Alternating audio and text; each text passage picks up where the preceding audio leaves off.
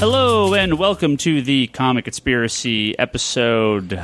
Literally no idea. 265. Hold on. You should restart, bro.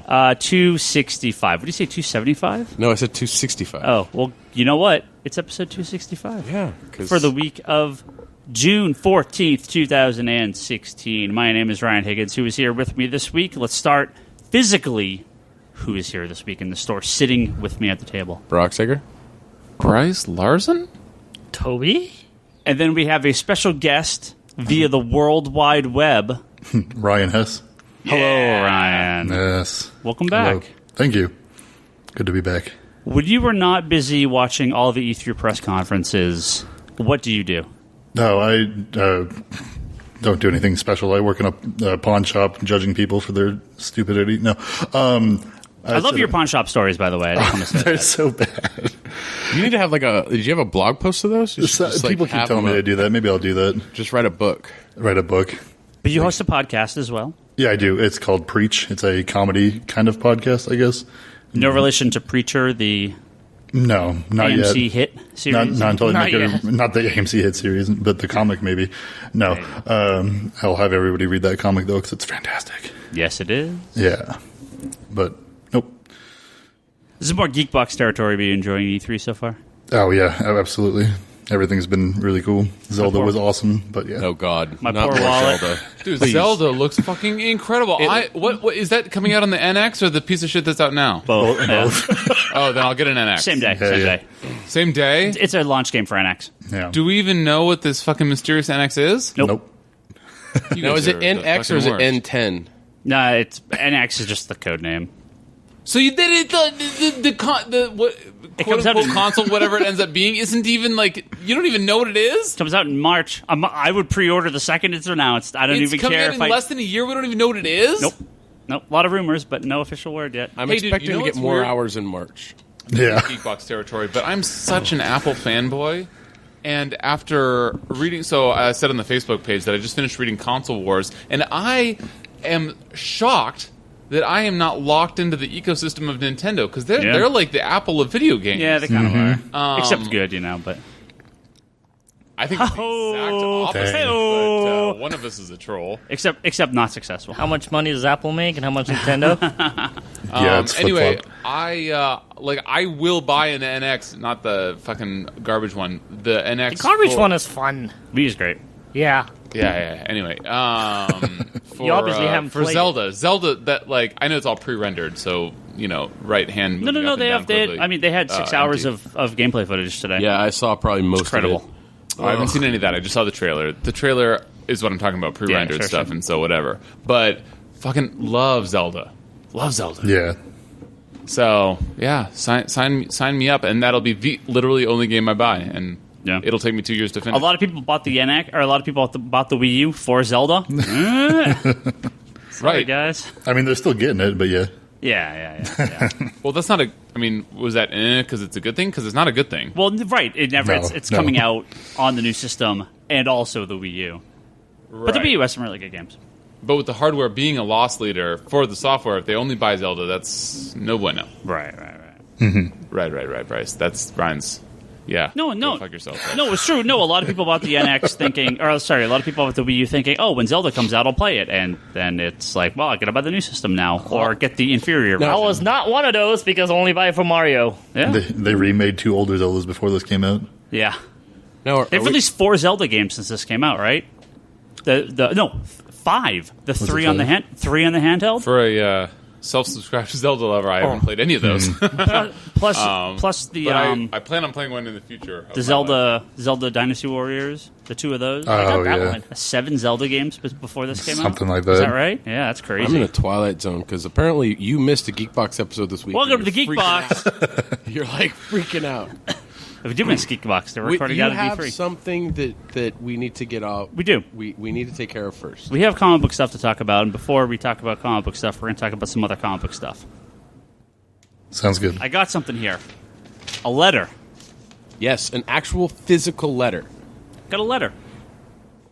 I don't know to what degree he wants me to read all this, but I'll read some of it. Where is his name? Down at the bottom, it's a letter. It's from a gentleman named Tyler. Tyler. And I won't read everything about it, but I read the main Tyler part here. Didio. He says, I first started listening to this show when you guys did the Iron Man 3 review. Jesus Christ.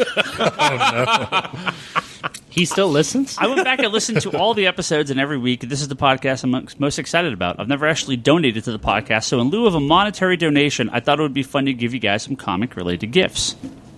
The list goes... What? The list Oh, goes... is this what you were hiding? Oh, dear. Oh, dear. Start with this. Ryan, that's myself. Sorry, Ryan Hess, you don't get anything here. Aw.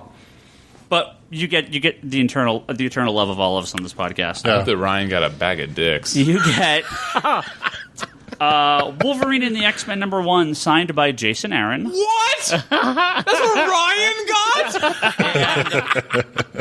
The 1970s Nova #1, signed by Marv Wolfman, writer Marv Wolfman. Who is this person? I love both of those more than you. What? His name is Tyler. Not the Nova.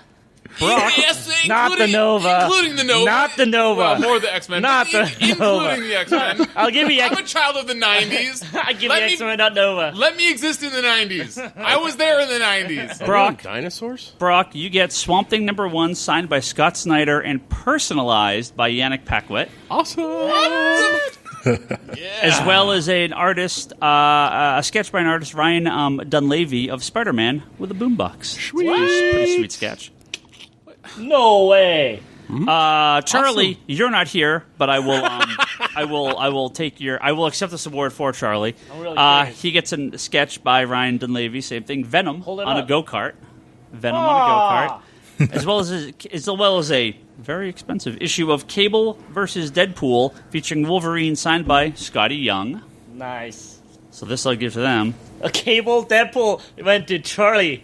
What do you think about that? Well, I'm not sure. I'm not sure the order to do these other two, enough so let's expletives go. exist in English Let's go, language. Toby first. Toby, you get Birds of Prey issue #60, signed by Gail Simone, Hell yeah. Wait a minute. This isn't real. This can't be real. as well as a sketch of Jason Todd Batman by Tony Daniel. Really? Nice. Thank you. And Bryce, you get Uncanny X-Men 510, signed by Greg Land, Fucking love Greg Land. love Greg Land. Who is this person? as well as X-Men #1, it up. signed by Jim Lee and What? personalized by Chris Claremont. What? No way! Bryce looks like the N64 kid right now. Like, Oh my god! It has my name! What the Oh my god. he says, all these things came from my personal collection. The things that I got personalized just happened to be good timing for some conventions that were around me. Wow. He says, Dude, I'm literally from... getting emotional. Please turn the camera off. No. I'm from Fishers, Indiana, and I actually go to the same chain of comic stores, Downtown Holy Comics, that shit, IndieGator goes to, our good friend. Oh, yeah. And so I think he wonders if Holy crap. he actually had Has met him met in him. passing. Bryce, unfortunately, gonna have to maybe temper your happiness here, because he's primarily a Marvel guy. But I'm kind of getting over it. I'm beyond hyped about DC Rebirth, and I can't believe I'm excited to read a Superman comic for the first time in 10 years.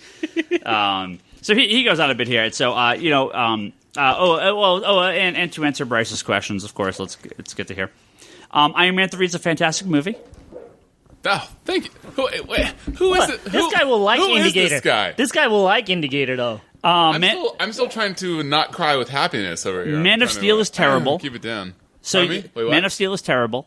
So you may have lost him with the comics, but I think you're a movie Wait, buddy. lost him at the comics. Yeah, he said I he's- just had my he- greatest dream come true. Right, but he said he's kind of dropping away from Marvel right now. Yeah, but he so far is 100% in alignment with everything that I think. And then he says Batman vs Superman, pretty good movie. Until Surprised with how much I liked it. then. Well, that's okay. If 9 out of 10 ain't bad, right? yeah. Thank you guys so much or for if all you the thought it was a 2 out of 10, since it was actually a 1 out of 10. Oh. Thank you guys so much for all the hours of content I've been listening to the past however many years. Hope you enjoy your gifts, Tyler. And yes, we Tyler, beyond thank you. This is awesome. enjoy these. This is Tyler, incredible. holy shit, man. I'm actually gonna have to I'm a friend of Yannick's on like Facebook or something. So I'm gonna say, do you remember signing something for this guy named Brock?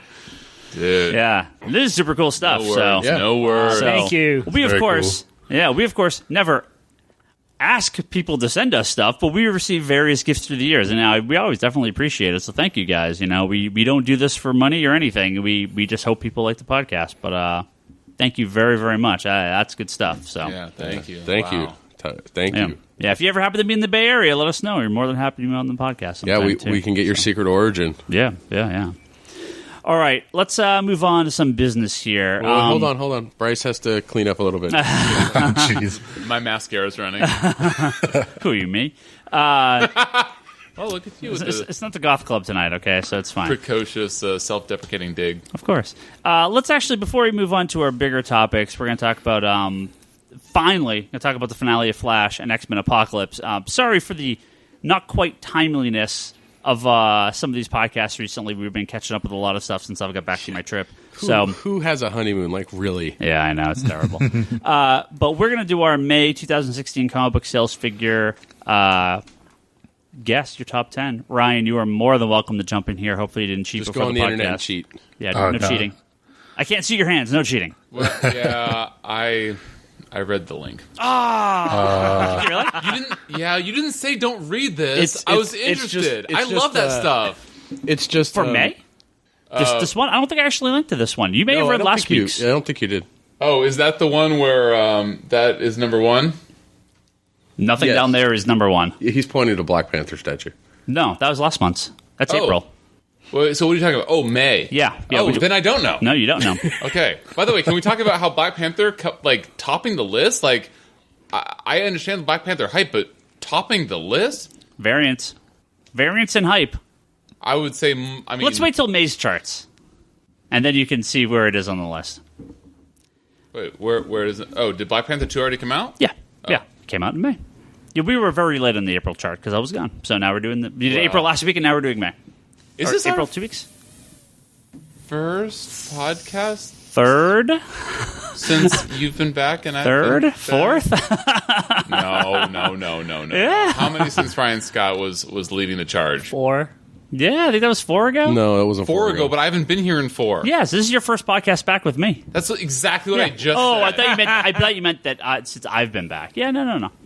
Well, it's good to have you back, Ryan. Thank Excellent. God for that. Okay. All right. The right Ryan. So if you guys want to try to guess May 2016's top 10 comic books, Ryan, of course, jump in any time. If you guys have any guesses, For May? May. I'm going to go with the top book being this DC Universe Rebirth thing. That is 100% correct. DC Wow. Universe Rebirth issue number 1 at 235,000 copies, and I'll tell you what, had we known, it was number 1 at only 235,000. That is garbage numbers. one cover, or technically 2 covers, right? Yeah, they had a minute. You know what, Bryce? Totally agree with you, actually. I'm actually really surprised. Let the record reflect. Had we known, that number would be a lot higher.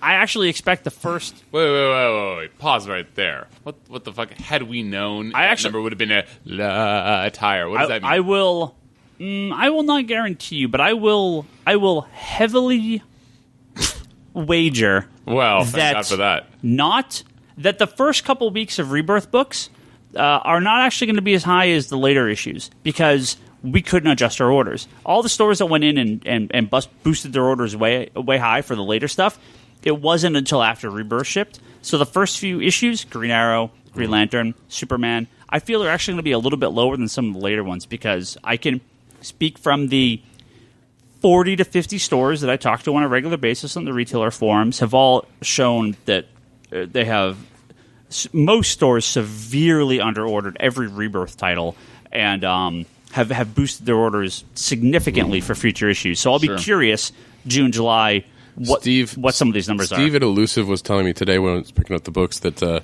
he had one guy calling saying he would pay cover price to get those issues. Oh, well, a store. A store Oh, would yeah, pay sure, cover price. because they're paying, they're all $10-15 on eBay already. So we still have a good stack of some of them, and we restocked a few of them. There's only a couple first prints we're out of, but yeah, no. Again, End of the month, we're going to have a big Rebirth episode. We'll have a lot more to say about it. Okay, so then. despite your hard-on for DC Rebirth, and actually, okay, I hate to give any more podcast time of this effing podcast to DC Rebirth since it's gotten already 20 times more exposure than it's worth. What were the numbers of DC Rebirth sales in May versus Black Panther in April? Black Panther was 250, I believe. So Okay, and then what was DC Rebirth? 235. Okay, so hold on, I'm counting on my fingers. Let me, Which one Is that with the variant? Which one sold more? Was that Black Panther that sold more, or DC's relaunching event that sold more? Black geez. Panther number 1 at You don't need to do 253,000 it. You don't need to copies. do it. And let me I'm see. done. Let me look up Black Panther variant cover numbers. Wait, why are you typing Black Panther skimpy cosplay? That's weird. That's check a who's variant cover that sold the most. What? You guys should see what Ryan's typing. Why are you looking at the images? What are you doing? Let's see how You many. guys should see how what many Ryan's looking up right now. how What many he's store clicking on. exclusives? What are you doing? T'Challa, no. 5, 6, T'Challa, 7, 8, 9. Oh, that's only 9 variant covers through Marvel. How many store exclusive covers were there? I'll have to take a look. But yeah, there was about 15 to 20 covers for Black Panther. So that was 250. Yeah. Okay. With all the anyway. variants. Yeah. Okay. I'm sure that your argument is going to be no. It sold really well. And it did. So we'll just agree that you're right, and that Rebirth sold better than Black Panther. Rebirth did not sell better than Black Panther. I'm not surprised, Whoa, but I'm confused. I assume there will be some sort of course correction as we go forward with the Rebirth number 1 specials and the number 1s of the issues. I do want to go on record for all the people that aren't in the Facebook group and say that as I've said already on Facebook and Twitter now, that in the last podcast I was on, I shat on Rebirth way more aggressively than I should have. I still did not like the book and still have problems with it. But I was getting a little feisty, and B, Ryan actually brought up a lot of he brought up 1 or 2 good points that I didn't realize. I'm done talking about it because it doesn't deserve any more time. So Civil War 1 was actually surprisingly good. Civil War 1 was in May, so it was not. I'm sorry, Civil War 1 was in June, so it was not in the May numbers. Oh no, but I was going to switch. However, we're still talking about sales numbers. Yeah, we've only done one book. Civil War 2 number 0 Yes. was the number 2 book at 177,000 copies. You know what was really good about, and you actually might agree with That this. it sold 177,000 copies. Yes. Now let's have our good friend No, I Ryan was going to say Hess. that it wasn't like your typical 0-issue recap, because I know you fucking unnecessarily hate 0 issues that are recaps. It was actually like separate content that affected Civil War number 1. I haven't read it yet. You haven't read it yet? It's in my stack of number 1s to read. God damn it. Let's turn to our good friend Ryan Hess. Ryan, if you didn't cheat, do you know any of the top 10 books in May 2016? Do you well- want to throw out a guess or two? Maybe the Justice League 50. No, Justice League. No. Justice League 50. Yes, 50 Yes, 50 was. Sorry, yes, and this actually, again, very surprising. 92,000 copies at the number 7 position. Wow. So again, with the Superman and Justice League 50 being so heavily promoted along Rebirth, I thought they would have had a little I more actually bump in thought that sales. Justice League 50 would have outsold Rebirth number 1. I went. I was obviously crazily wrong, but I went up about 60% on my order for Justice League, and we nearly sold out. We ordered a lot of extra copies, and I think because of the midnight sale, we sold a lot of extra copies because of that. So, Captain America number 1, or I mean, Hail Cap number 1. Captain America Steve Rogers number 1 at 99,000 copies. Number Position what? number 5. 5, okay. Yeah. 5. Yeah. Hail Cap was number 5. Yeah. So we don't know Hess. what number 3 and 4 Yeah. is. Go with anything Star Wars. Oh, yeah, I was going to say something Star Wars. Always Star Wars. Star Wars number 19. Star Number Wars. 6. God damn it! Star Wars books outsold Hail Cap. No, it didn't. Oh, Number 6. okay. 95,000 copies. Darth Vader. Some sort of Batman. Almost. Darth Vader, number 20, 86,000 copies. Number 8. Batman, number 52, final issue, 102,000 copies. Number 4. So we got number 1, Rebirth, number 2, Civil War. We don't have number 3. well, It's a Marvel book. It's a number 1. I mean, shit. They all are, aren't Is they? it Gwenpool, Spider-Man, Deadpool, Punisher? Yes. It's Punisher. one of those. So it must be Punisher. Punisher number 1 at 110,000 copies. I was going to say, with Edition Black number Panther number 1 last month being number Yes. 1, and with all the current Punisher hype, Yeah. then it must be Punisher. Yeah. Although I'm sure you're going to point to there was 24 So what numbers are we left with? variants. Batman was number 4, Cap was number 5, 6 was Star Wars, 7 was Justice League, 8 was Darth Vader. We're missing number 9 and number 10. Are they number 1s? Nope. They're both Marvel, though. What about that Scooby-Doo book? That's actually... He just said they're both Marvel. We'll Mr. talk about that. Hess. Oh, whatever. We'll talk I don't about know that in a Marvel. minute. Well, We'll talk about Scooby Apocalypse in a minute. Is Seeing believing, because then it would be Old Man Logan and Uncanny X-Men. Old Man Logan is number 20 at 52,000 copies. Uncanny X-Men's for 23 at 50,000 copies. All right, so they're both in the top 2 dozen. 4 Deadpool books outsold those 2 books. So it's not Get number. the it's not fuck number out. 1? 4. Oh, is it Spider-Man Deadpool 2? Spider-Man Deadpool 5, Oh, Deadpool... they're already up to 5. Hold on. Spider-Man Deadpool 5, Deadpool 11, Deadpool 12, and Deadpool Last Days of Magic are number 15, 16, 17, and 18. Deadpool has the Last Days of Magic? Yeah, they're number 15, 16, 17, and 18 on the chart. They're all right next to each other. Well, Fucking- that's because the fucking exact same people are Deadpool. buying them. Yeah, exactly. No, number 9 and number 10. It's about to have me Are added to any that of them list. number 1? No number 1s. Okay. One's in issue number 2. He already said that. Would that be Black Panther? That would be Black Panther number 2 at Oh. 77,000 copies. So you're getting Holy a little... crap. Now, the thing about Black Panther number 2, FOC before issue number 1 shipped. So stores had to order Black Panther number 2 before we ordered number 1. Well, okay, but it seems like that wasn't necessarily a bad thing since it was the number 1 selling book of the month. Right. So the question is, did people reorder a shitload of copies of Black Panther number 2, or did stores not sell a lot of copies of Black Panther number 2, and therefore number 2 is higher order than it should have been? Well, We'll know with issue 3. So we don't know. I did not sell nearly as many copies as I ordered of Black Panther number 2, based on my sales of Black Panther number 1. Got it. Okay. Other stores I cannot speak for. And number 10 is a bad book that's bad and no one should read. So it's a Marvel So it's a book. Marvel book. It's called Amazing Spider-Man. Amazing Spider-Man number 12 at 74,000 copies is number 10. Ryan, to answer your question, Scooby Apocalypse number 1, 69,000 copies, the number 11 spot. Oh, wow. That's fantastic sales for that book. Yep. We sold all of ours. We sold a lot of copies of that book. Really surprising how many we sold. Is it really surprising? Who's the artist on that one again? Howard Porter? Wait. Okay, hold Cover on. artist Jim Lee. Let me put my shoe in my mouth. What? I thought that was Jim Lee. Did he just do the cover? Covers a co-write. I thought that he did the art. But it is basically Gen 13 Scooby-Doo. Got it. Daphne's basically Fairchild at this point. Cover and co-write. Well, Bryce, are there any Fuji-mama. Marvel books that you love that you would like to know what position they were on the chart? you know what? I would like to know, and it was last You month. just opened up a whole bag of worms. No. I mean, I'm calm today. Well, maybe. I honestly want to know how Last Days of Magic did. Doctor Strange. Like, it obviously didn't. So number even 18, hit the top 25. Number so. 18 was Deadpool. That's the only Last Days of Magic that shipped last month, apparently. So Oh, is it all this month? Those came out in No. April. Oh, Doctor Strange was the number 26 spot at 49,000 copies. If you want with to. Doctor Strange or Last Days of Magic? The Last Days of one-shot? Magic was a one-shot that came out at the end of April. Okay, and do we know how that did? Yes, I can check real fast. Want to give me a second here? Oh man, How did Vision do? Doctor Strange: Last Days of Magic, 39,000 copies, the 48th spot. So, top 50. Top I 50. am disappointed, but I'll take it. Okay, yeah, I do. I do want to know Brock's question. Let's do Vision, how and is then we're Vision going to doing? move on. Vision, the best comic Marvel publishes at 19,000 copies, number 96 on the charts. Dude, by the way, I mean, the best book Marvel publishes, like, that might be the best book currently published, full stop. Sure, right, exactly. It's a fucking amazing. It's not even a Marvel book. Although the last issue... Books that outsell Vision. Amazing Spider-Man and Silk, The Spider-Fly Effect.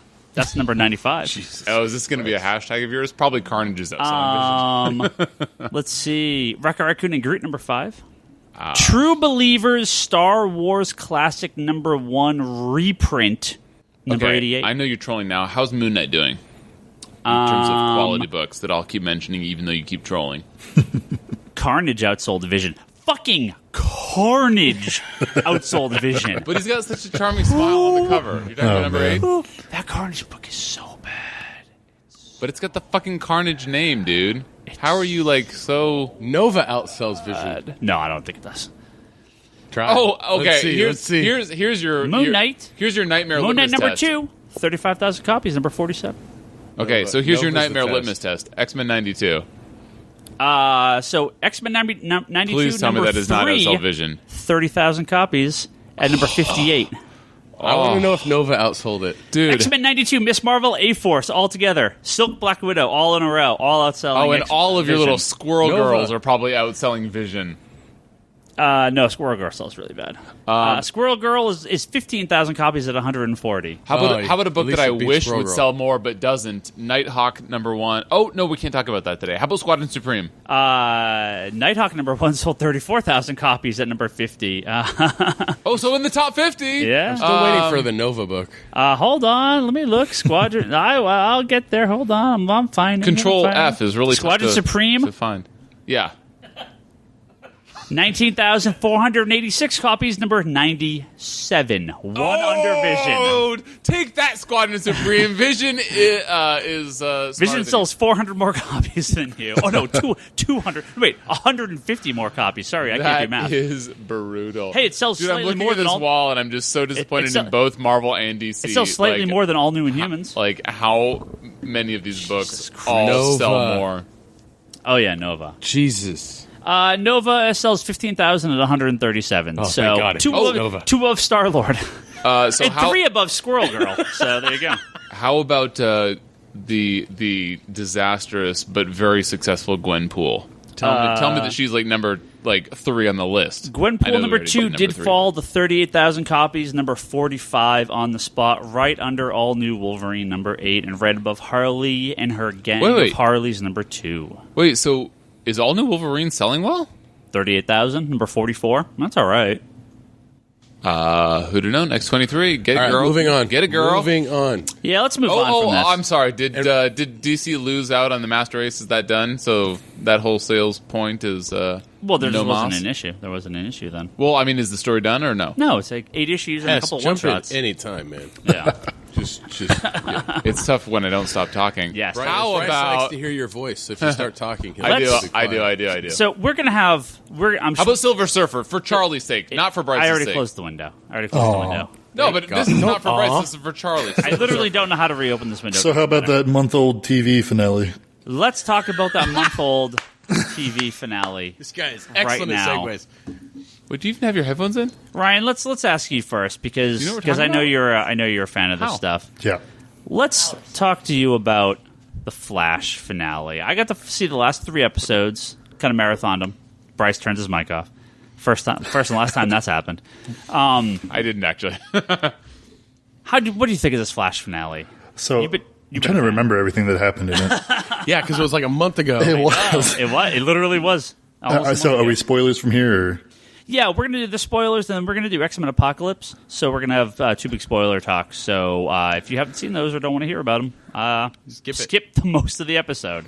So Okay, so pretty much from when they showed the guy in the iron mask, I was like Jay Garrick, and it was him, and I was like, yes, and that's all I wanted. So did you know? Wait, the man in the Iron Mask was not Leonardo DiCaprio? Did you know? Did you know it was going to be the dad though? oh no, that was cool though. I like that a lot. Yeah. Yeah, that was good. That was a Yeah. good twist. So He looked really yoked in that costume. Yeah, he was buff. He was like, I was like, little bit. holy shit. Well, you know why, right? Because he wore his 90s suit Underneath that, that's what I figured. He's super colorful outfit too. I really liked it. So when I was watching these couple episodes leading up to the finale, because they all aired while I was gone, it was a little. It wasn't quite. So I didn't hate the finale of Arrow. A lot of people seem to hate that. I think was that you, Ryan, that posted that was like a NeoGaf post. Was that you? Probably. No, I don't know. Wait, Someone, what was it? It was like a picture of like the Arrow hype train. And then, did you see this? Maybe. And then it was like the season 4, and it was just like this like post-apocalyptic like just like it was like before and after. I think I posted that, but I stopped watching Arrow after the girl walked out on him out of the wheelchair. I was like, this is dumb shit. I'm done. Fuck this. Yeah, this season of Arrow, they got to figure out what they're doing with this show. I didn't hate the finale, but I think I watched 4 episodes. Isn't everyone gone now? Basically, it's him and Alyssa, him and Felicity. Ugh. Yeah. No Hey, thanks. she came back. Let me know if season 5 they flesh out Mr. Terrific more. Oh, no, I mean, I don't. Maybe he's supposed to be a regular on it, right? Yeah. That'd be cool. But in the last season, He's so different, though. well, it's, Yeah. I mean, it's right. It's a totally Let's different see that we character. take on it. Yeah, sure. In the last season, they left, and now this season, everyone else left. Yeah. Mm-hmm. So I just assume the first episode of the next season will be everyone coming back. I don't know what they'll do otherwise. Well, they killed what's her name, right? Because she's Black Siren on Flash and Earth 2. Yeah, Which is way better. Yeah, Black Canary. Yeah, She had actual effects for her powers. right. They Yeah. give her a little bit of a budget. Costume was a lot better, too. Yeah, Costume for is sure. pretty interesting. But I just don't know what so let's go back to Flash. Yeah. In the lead up to there, I was like, I'm not sure where they're going to go with this because Zoom's whole deal is I'm going to race you, Flash, and if you run on this machine, it'll power the bomb, and if you don't run on this machine, I'll kill everyone, and if you run on it, it'll kill everyone. So it's kind of a no-win situation. No, here. it's not going to kill everyone. It's going to kill the multiverse. But that's killing everyone, right? But that doesn't kill the people on this one because he's staying here. But it is sort of a no-win situation, right? Well, yeah, it's a no-win situation, but And the fact that you he know. would agree to it struck me a little odd. I mean, he finds a way out of it, of course. That's why he agrees Right. to it. okay. So, what did you think of Barry's dad getting potential love interest, and then boom, that second that happens, we know he's going Well, to. you know who the love interest is, right? Yeah, This is a love interest from the 90s show. Yeah. Same I character. thought that was like a nice touch. Yeah. Yeah. But I was like, oh, they're bringing him back. He agrees he's going to stay and hang out. Yay, the way it should have been. Oh, you kill him. Huh. Yeah. and it seems Barry's parents like to die in the same spot Yeah. or be killed in the same spot. Like, I don't know. Maybe he should just tear down the house. Maybe that won't happen. No, because then there's that weird old lady that wants to hit on Joe that wants it's her house. Oh, yeah, that's right. yeah. They're gonna bring her back. No, I don't think so. She was great. She's like in 2 episodes and like never Yeah. again. But so I again, the finale I thought was very cool because when you actually see his whole plan on how to get out and This season's been kind of weird though. Like it feels like they built up Zoom to be really cool, but once they showed who he was, that was their whole thing, and they didn't know what to do with him afterwards. Is he Hunter Zolomon or is he Jay Garrick? Well, yeah, but they had that, but then there was 3 different times he could have been stopped, and he wasn't. And suddenly he can create breaches at the end. It's like, all right, what the hell's going on with this guy? well that I think what happened there was because he couldn't get back, but then when what's his face when Cisco opened the breach, that seemed to then allow Zoom to create breaches. Okay. No. What it was you're forgetting. You're dealing part of the season. You were actually dealing with a time remnant because Right. remember he kills himself. Yeah, He kills himself when he goes and reaches through the portal to bring him Right, back. right. So you But are that was way dealing early. but you're dealing with a time remnant, and the time remnant is weak. He cannot make he because he's dying, right? But that's not. So he can't do anything. But Zoom, once he gets the powers, then he's able to do. But the time those remnant things. wasn't the Jay Garrick on Earth 2 being the hero. He says in the finale, he's like, I wanted to be a hero, and I was doing all this. Yeah, no. When he was on Earth 2, he was both Zoom and the Flash. Yeah. Right. He was both. But when the Jay Garrick that we saw for the most of the season The first was half. the first half of the season was actually Zoom's time. Wait, remnant. so on Earth 2, Right. he was both the hero and the villain? Yes. So he was just really playing with himself? Yeah. Sorry, that's all I have. I really, really preferred it would have been Hunter Solomon going through all these infinite Earths, killing other versions of himself. That would have Yeah. been a lot cooler, a lot more easy to understand and comprehend. Yeah, the time remnant thing gets a little convoluted, but Yeah. Bryce is shaking his head. especially since that's You the way shouldn't that say Flash anything beats with him. you and your X-Men history. Dude, okay, I love Well, that's way aggressive. The first season was great. The second season was even better, and then it seems like it's been getting. But I'm sorry. I'm talking about Arrow. Never mind. Go ahead. We're talking about Flash. Arrow has been going downhill ever since the second season, and it sounds like Flash may be following a similar thing. No, I thought season 2 was pretty solid. It just I think the story got a little convoluted. Yeah. I think they need to pull back a little bit. It was a cool idea. I think it just got a little over its head. Like Arrow, I feel Arrow season 3 and 4, they kind of set up a plot and then they meander away from it, and then they come back at the end and wrap it up. And I feel like Flash did that a little bit this season. And isn't it the same producer? Yeah, I want them to stick to a. We got that in Smallville a lot, where they would kind of build up this thing and then go away from it, and then finally come back to it. That might be also just filling out 24 episodes. Yeah, that's true. The thing to remember about Flash season 2 also is that they had to set up a new Firestorm and then like Hawkgirl and all that stuff too. Like, I don't know. That was what Amel was saying about Arrow 2. He goes, next year is the first year they don't have to set up a new show. Mm-hmm. Right. So he's looking forward to just concentrating on Arrow, and that might be the case of Flash, and it might be the case of Supergirl. It might be all of them like course correcting back to what they're supposed to be doing. Yeah. Because the crossover episodes for Flash and Supergirl were great, and the crossover episodes with Green Arrow were great. There were a lot of great one-off episodes, but the longer plots seemed to get a little convoluted. My hope is... It's just like the comic books. Yeah, sure. Crossovers fuck everything up. Not wrong. My hope is that, if they can get a little more individual with their stories, something like Legends of Tomorrow, I really hope they stick to one time. I think that time jumping kind of caused some problems with the season. And stop watching that show too.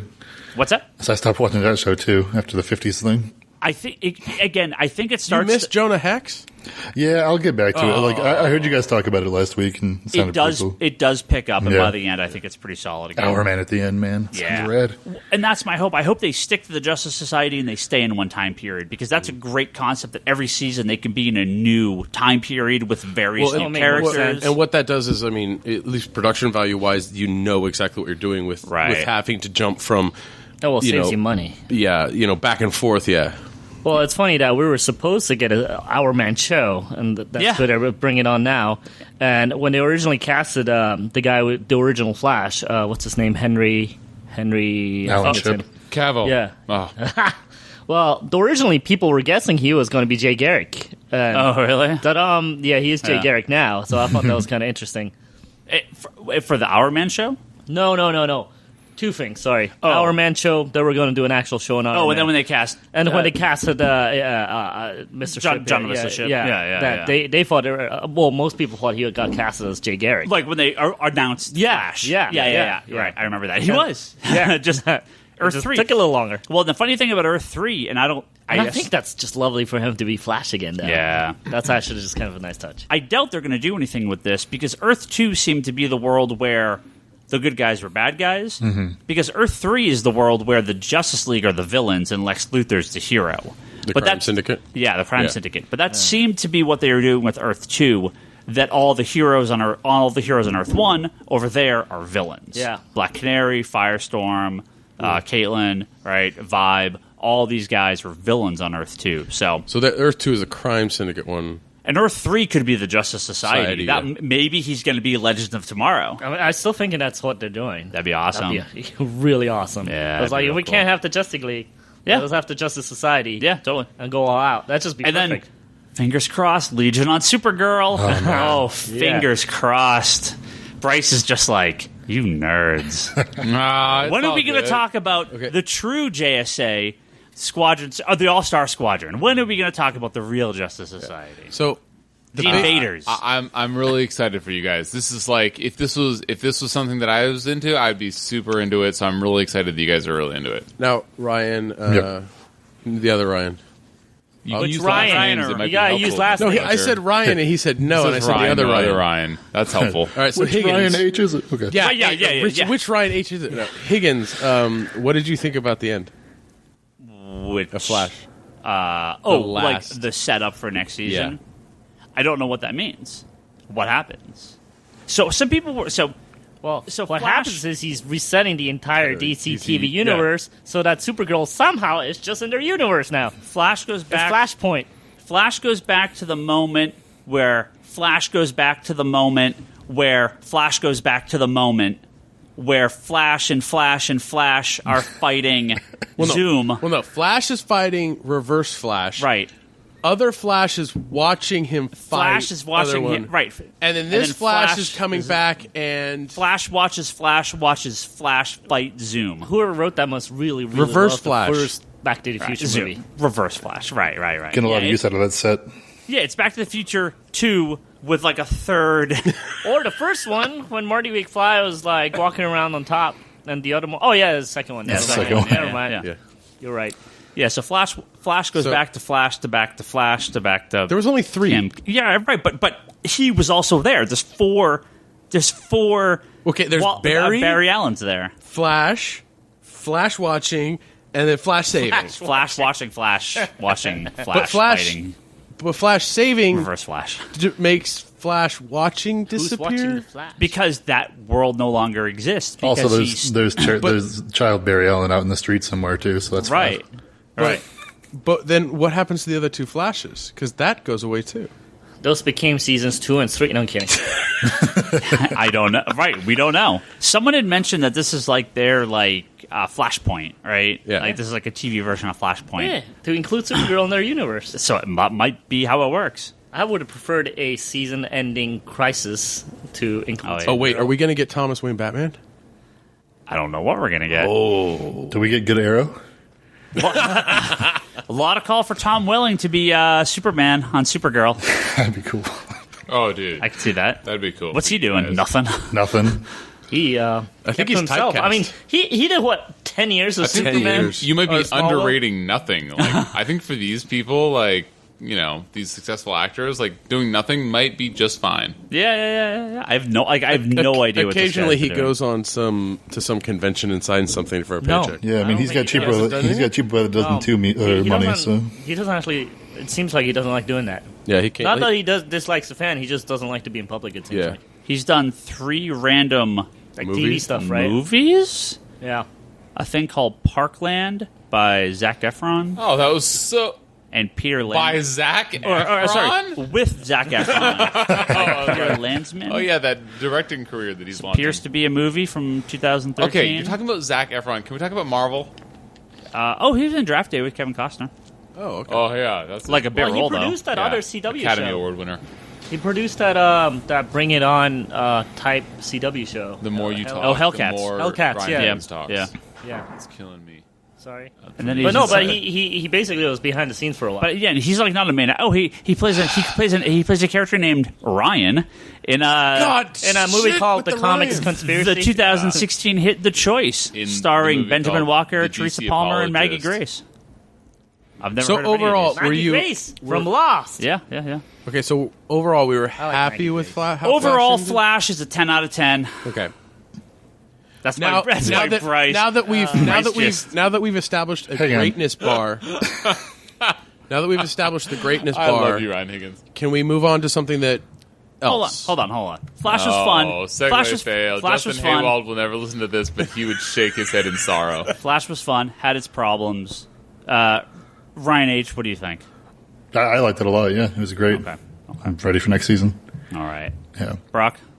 Oh, I loved it. Overall. I'm ready for next season. Okay. Toby, you sticking with it? Yeah, I'm sticking with a lot of things I don't necessarily like. I mean, it's the best of the 4, no question asked, right? Wait. What is the fourth? Can we Supergirl. go what's best on CW? I thought that was the third. What is the? Can I just what is go the with- third? DC Legends and Arrow. Oh, you.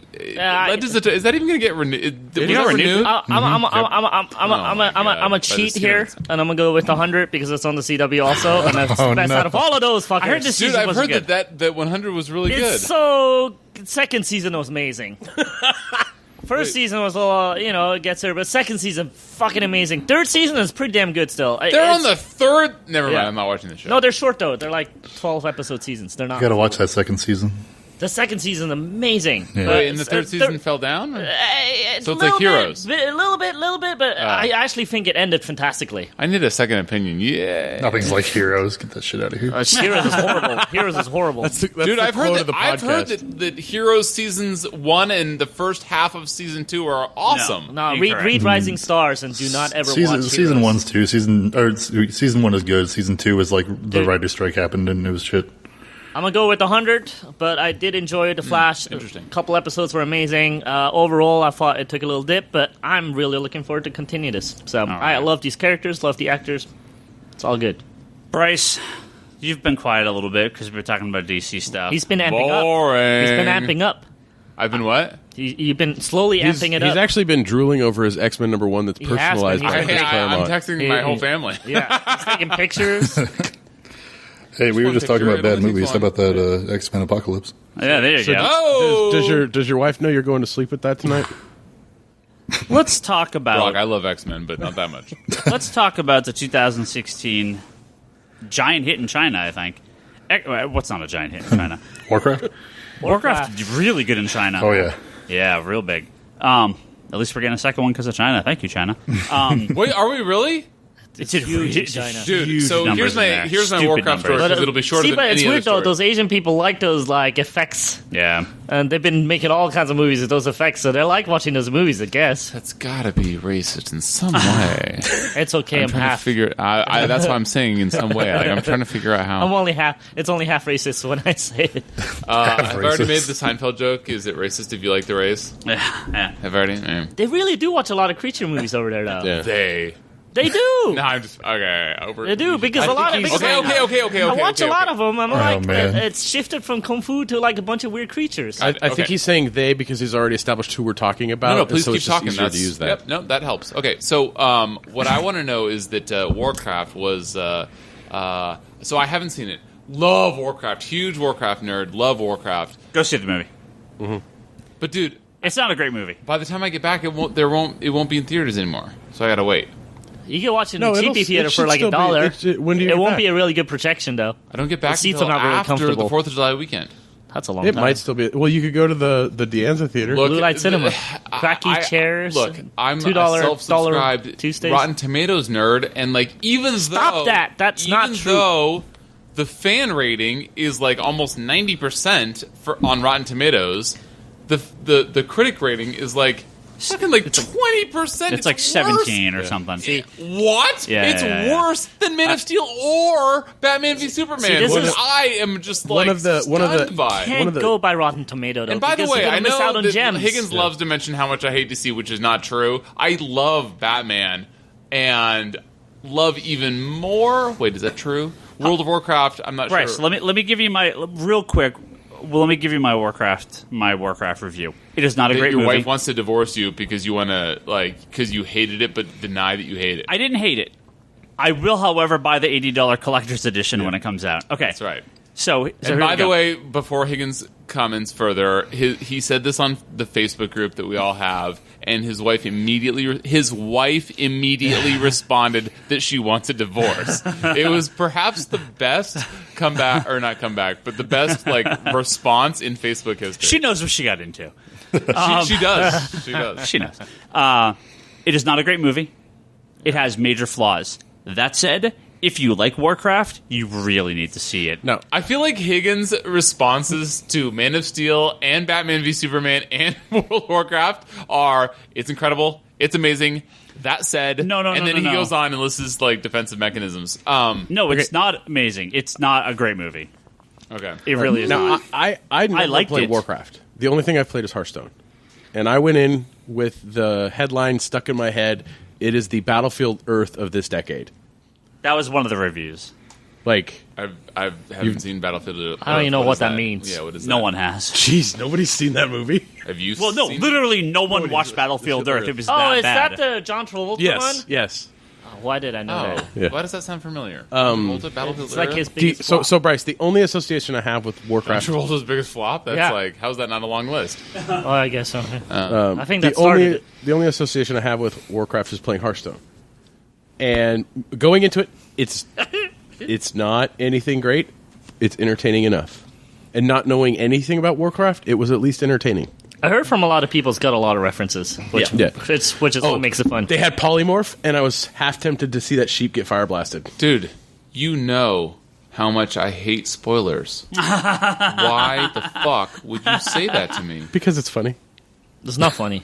God, your fucking sense of humor is the worst. I know. And you know... Bryce, you have played World of Warcraft. You play you as have to see regularly this. as you can. It is worth seeing, especially in the He goes, theater. not anymore now. No, it doesn't matter. Look, I want to move on because it's I not haven't great. seen it. Let's talk about a movie you have seen.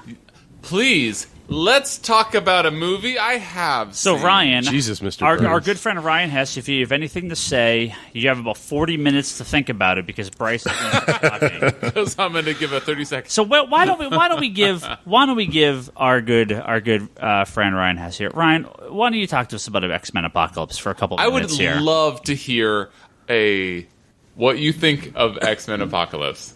Okay.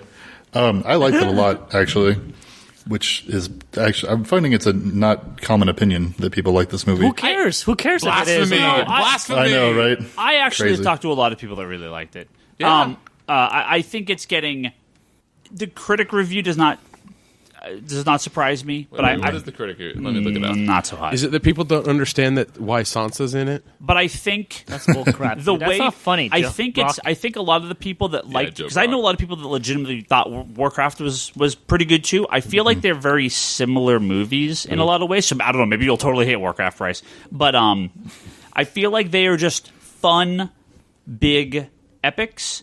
But if you try to make sense of it. Let's start yeah, thinking about it. yeah. Not like the last few movies we watched. that's where it sort of starts to fall apart a little bit. Like the last few movies we watched. a little bit, yeah. but no. Give us your talk about it for a few.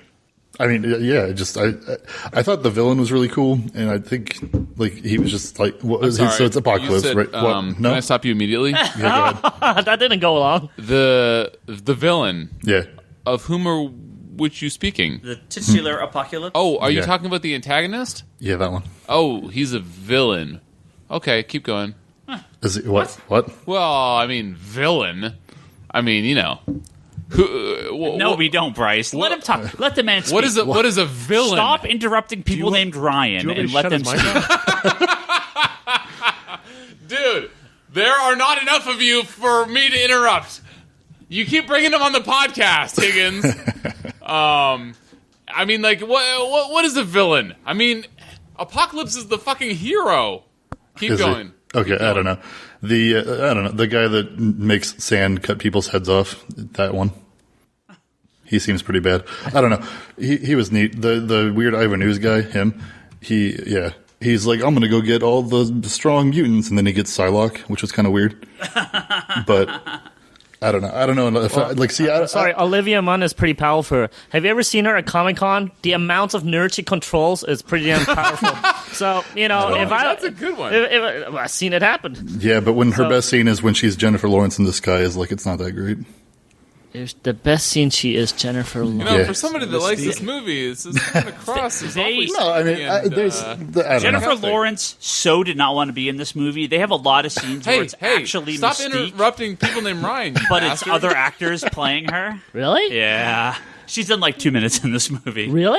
It really No. feels like The it. movie made it Fuck, why seem like... are you listening to him on anything Marvel related, even if it's the movies I that don't isn't even the movie studios? should know better. Still, why are you listening to him? I don't know. She's barely in this He just movie. said that Jennifer Lawrence is in 2 minutes of the movie.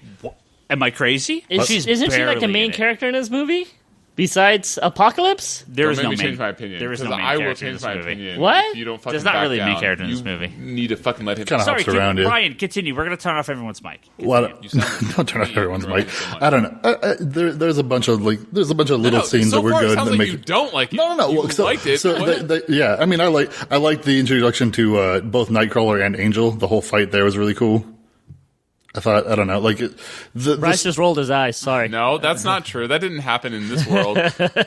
Maybe in the age of apocalypse. oh jeez, Just fucking tell your story, bro. Stop interrupting. Okay, sorry, my bad. what? No, I feel like I'm being put on the spot here. I don't know. No, just keep going. I thought it was a good movie. Like, I don't know, it wasn't a great movie. Like, I've seen better movies this year, but like, it was fun. Like, Is it a comic book movie? I don't know. Like, it was neat. Well, I guess I was going to say, where do you put it in the X-Men overall ranking? But let's actually save that to the end. Yeah, we'll all do that. Well, that'd be hard to do because I haven't watched the movie. Yeah, you and Brock still need to see it. Yeah, well, I was supposed to watch it with Ryan Higgins, who didn't tell me when and where to go. Of course I did. What? No, he didn't. Okay, we won't have this conversation here. Bryce, let the other Ryan talk. If you listen to the words that are coming out of my mouth. Okay. Hold on. Hess, can you let Bryce talk, please? Yes. So, real Wait, quick. is Hess done? I'm not even sure. I mean, I don't know. I don't really know what to say about it. I can just chime in as we go. Conviction Yeah, is do that. allowed Higgins to take over. To open it up. I have a very short. I fell asleep twice during the movie. Really? So I feel like I need That to. just sounds like you're an old man. well, that's because you sit in the back row. Bad. That's just. I need to rewatch it because I definitely feel like I may have missed something in the middle. But then but then when I've talked to people about it, they said no, you really didn't miss anything. The movie just kind of happened. Maybe you missed all the scenes with Jennifer Lawrence. I don't think I did. Oh, that makes a lot of sense then. She's only in there for 2 minutes. What I thought of this movie was She comes on I hope screen. you didn't miss the Ryan scene where goes to sleep. Quicksilver saves everyone except for... no, I what's his saw name? that. I saw that one. I think what happened with this movie for me was there is a lot of fun scenes. I think there's a lot of really fun scenes that are exciting, look cool. I like the action. But I feel as a movie, it just doesn't come together. The more I talked about this movie, the more I was like, wait, I didn't just miss something because I fell asleep for 2 minutes. I think they had a hard time putting the movie together. Kind of like you said. I think it was fun, but it wasn't... I'm not going to put this... It's not on my lowest, but it's not going to be in my highest. It's kind of... That was kind of like X-Men Civil 3, War, right? Yeah. It beat X-Men 3? I don't think anything won't beat X-Men 3. Like, X-Men 3 was pretty bad. Can we talk about one of the highlights of the movie, which is when they took a dig at X-Men 3? Or you was probably that? slept through it. You two haven't seen it. What was so fuck all of you. What was the dig? When they get out of Return of the Jedi. Exactly. Yes. Thank you. Okay. I forgot that you'd seen it. Sorry. That's in the trailer. What's the dig on X-Men Like 3? being in a room with three guys, then having one guy in my ear only is weird for me. No, So- I remember the scene, but what's the So dig they get on out of 3? Return of the Jedi, and they're like bickering about the movie, and then Cyclops says, "Well, everyone knows the third is the worst," Oh, yeah, okay, right. No, I saw that. which is that, the fucking like. Yeah. I mean, that's fucking hilarious. That's Jedi's the best. Shh. It Don't is. tell anyone. Evox for life. Hell yeah. oh my god, Best cross-cutting ever. oh my god. Wait, I wanna what? Sometimes Bryce. kill myself. We've all been waiting for this moment. I mean, we only have like 8 minutes left of this podcast, so you better wrap it up. But why don't you talk about X-Men Apocalypse for a few? Why did you hate this movie so much? Spoiler alert. What did you think of First Class? And because I just don't remember. What do you think of First Class and Days of Future Past? Because I remember you really liked Days of Future Past, right? Love Days of Future Past. Okay. First So, Class, remind look, me. First can I Class, talk about Age of Apocalypse? pretty good. What? Class, Wait, first what? best X-Men movie. So Toby. here's where I don't need the feel discussion. Just remind me of First Class. What's your First Class opinion? it doesn't go without a discussion, my friend. I feel like It has to be Bryce. I feel like an X-Men story arc in which it is like extremely convoluted, and I feel like time to get my water here. I'm going to go get a pack of cigarettes. it's like when you guys are talking about Flash. It's like I'm fucking falling asleep, and I run out of beer. Brock is actually leaving to go get a pack of cigarettes, apparently. Well, the liquor store closes in 30 minutes. All right, well, It's all right. You got my attention. I'm with you. thank you, Toby. Yeah, I'm here. Ladies and Let's hear it. gentlemen, for the And next, Hess is still on the ear. for the next 40 minutes, there will be a lack of wheezing laughter on the podcast. I didn't promise that. Now that Brock's gone, are we all going to talk about him behind his back? All right, let's go. No, I'd say that in front of his face. Oh, yeah, I should turn my mic on when I say that. Okay. Anyway, so look. Sorry. Okay. First Class. So here's my conundrum. I love X-Men probably more than even Charlie, and that goes without saying that it's way more than the rest of you combined. And I did not like I did not like First Class as much as you guys. I almost didn't like it, and that is in this circle, a very controversial opinion because so many of you guys thought that movie was the fucking second coming. Yes. It was the second coming of the X-Men movies, absolutely. For me, it's the So first coming. that of the is X-Men true. movie. So that is true. So you guys all were fucking tugging on the dick of that movie like there was no tomorrow. Like that was the movie that was going to save the franchise. And I was like, they got fucking every mutant wrong. There's like plot holes fucking like coming out of my anus. I've said this before. X-Men First Class, terrible X-Men movie. Great movie though. That's the thing with First Class. It's not the X-Men at all. But I thought it was a really good movie. I've never somehow heard you say that. That's his opinion. I don't agree. I more agree with that, although I need to digest that a little bit more. But anyway, that's an interesting way of putting it that I've never heard. Okay, hearing it right now, I kind of agree with that. But my point is that I have always, like, all of my, what do we call our friends that aren't in the comic world that are like the normals? We're not civilians, you weirdo. Civilians, normals, muggles, any of those words. Muggles. I'll call them normals. So all my plebeian friends are like, oh yeah, X-Men First Class. Bryce, you like X-Men? I loved X-Men First Class, and I'm just like, Actually, I love you, bro, but asterisk. No, but I will never say that because that's not worth getting into because it wasn't a bad movie at all. It was just like, as such an X-Men fan, I'm like, oh my god, there's fucking plot holes. Different X-Men families are like fucking like linking with each other. Magneto and Charles Xavier are paralyzing each other with like total disregard to how it actually went down. All of a sudden he has to shave his head. There's like there's a fight on the fucking Bay of Pigs. By the way, though, possibly in the entire X-Men franchise, one of the coolest scenes is Michael Fassbender's when he's in, is it Argentina at the bar, in the bar? I think it's Argentina. Is Germany? with Wolverine? No. What? No, when he's doing the gun thing. When Michael Fassbender. I thought that was cool. in Germany. Oh, wait, those are Germans, but maybe Argentina. You're probably It's right. Argentina. Anyway, it doesn't really matter. That was just really, really awesome. Anyway, in the whole, like, widely, like, considered the quote-unquote best, critically, X-Men movie that there's been, and I'm just like, man, I just don't see it. So fair play if you did. I don't have a lot of shit to talk about other than plot holes and different X-Men teams like coexisting. I mean, fair play to that. But you know, those alone got like stuck in my craw enough that I was like, oh god. Anyway, then okay, look. So now we have two timelines. We have X-Men 1 through 3. I still to this day consider X-Men 1 and 2. I still consider X-Men 1 as being, we would never have had the Christopher Nolan Batman without X-Men 1. We would not have had the Tobey Maguire Spider-Man without X-Men 1. That, I will fucking fly that flag till the day I die. And I also think that X-Men 2, I think that Spider-Man 1 had already been out by then. I forget exactly the order, but X-Men 2 was so much more successful than X-Men 1 that, like, it was like that every studio was like, holy shit, they not only just did this with X-Men 1, but they like did it and like so much more with X-Men 2. Superhero movies are back, baby. They are back and they are better than ever, and they are going to be able to be taken seriously and make a shit ton of money. And then you had the Nolan movies, and then you had the Tobey Maguire movies, and it like let open the floodgates. So when you go back and watch them, it's pretty brutal. But like looking at them through that lens of like today's world wouldn't exist without them, I still fucking love X-Men 1 and 2. X-Men 3 is unforgivable, even though I love fucking Bullet Tooth Tony saying, "Oh, the Juggernaut," and the fact that Multiple Man exists in the X-Men cinematic universe. Okay, so then we have a second timeline of X-Men. So I grew up loving this timeline of X-Men. Then the second universe timeline of X-Men exists with all these young people and fucking new Professor X. Well, when it started, it was not a different timeline. Yeah, it was just a prequel. Yeah.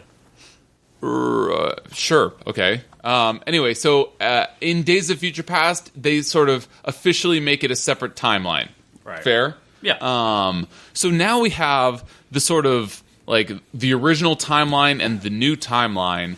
I love Days of Future Past because it did that, because it allowed all of you Snapchatting hipsters that Ryan hates more than me to like have your own X-Men timeline, and it allowed for my like grumpy old man timeline of X-Men to still exist with James Marsden and Famke Janssen and Hugh Jackman exists in both, which I think is fucking well, not genius because it's kind of obvious, but really, really good. Thank you so much for doing that because it would have been very easy to mess up. So Days of Future Past says, okay, look, you guys can have yours. This is sort of the tying off of that quote-unquote timeline, and now we're going to be going forward with this timeline with this beast that I hate. And then this fucking hot pile of trash, Apocalypse, shows up in my movie theater this summer. Fuck me.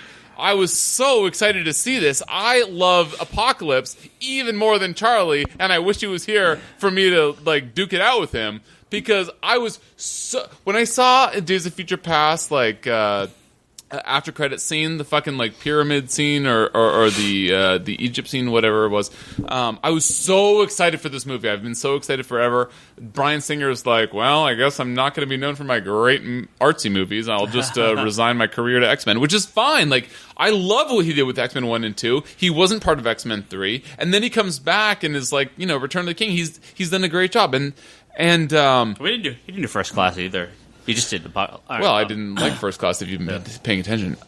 So Days of Future Past I really liked. And I don't think that it's necessarily a Bryan Singer thing. I did not like, although did not hate as much as Batman v Superman, his Superman Returns movie.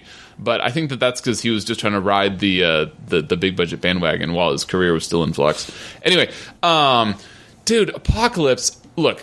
I say this a lot, and so I'm sorry for saying it so much, but it's you know, a lot about expectations.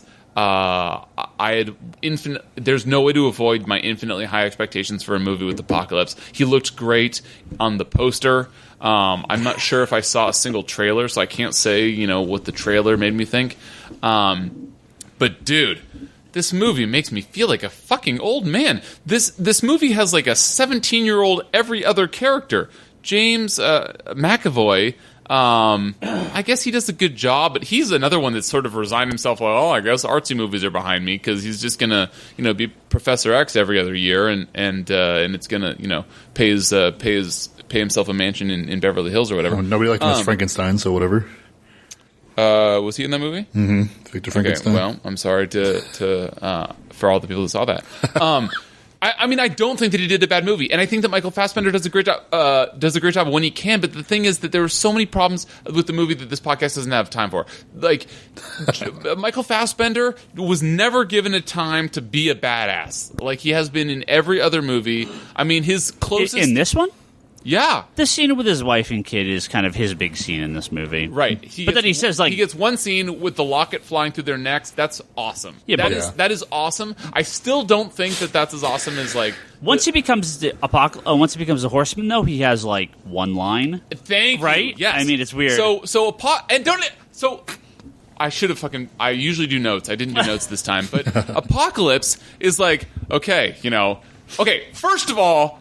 What the fuck? This pyramid in Egypt is like built upon a fucking domino set? These guys literally take a hammer and they knock down one each wooden post, and this giant, literally, this giant stone domino knocks down.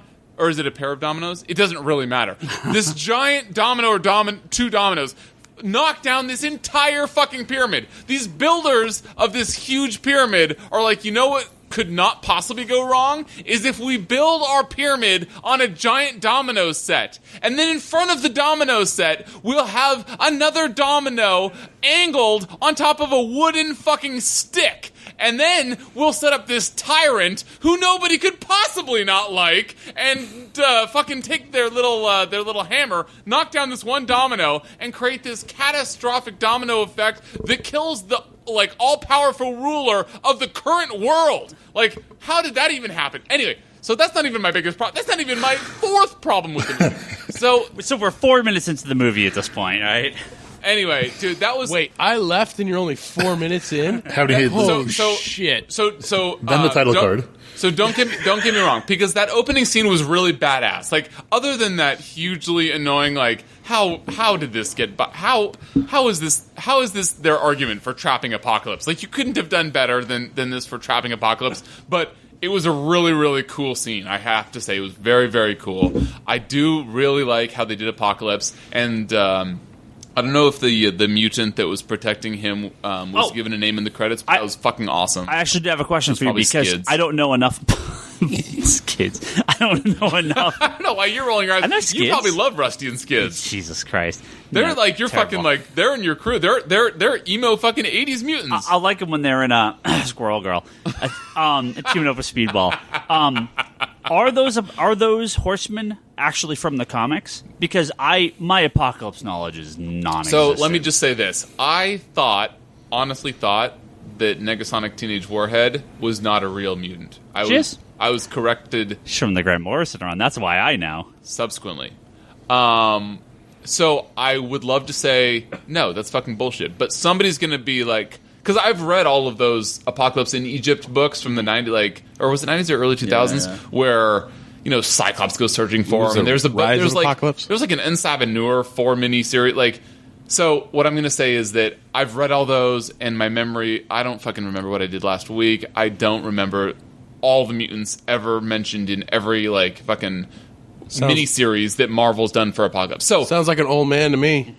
Yeah, so I'm going to say that they do not exist. Now, if they do, I won't be because they didn't look surprised. like. I'm like, these guys don't look like anyone. Or are they just like random? But like, he's people got they 4 made up? horsemen. Right. One is like super strong. Yeah, check that fucking box. And the other 2 don't really exist. And then he's got one that creates shields, which is the only one that actually really exhibits powers. But they're only functional as a plot device. So fair play.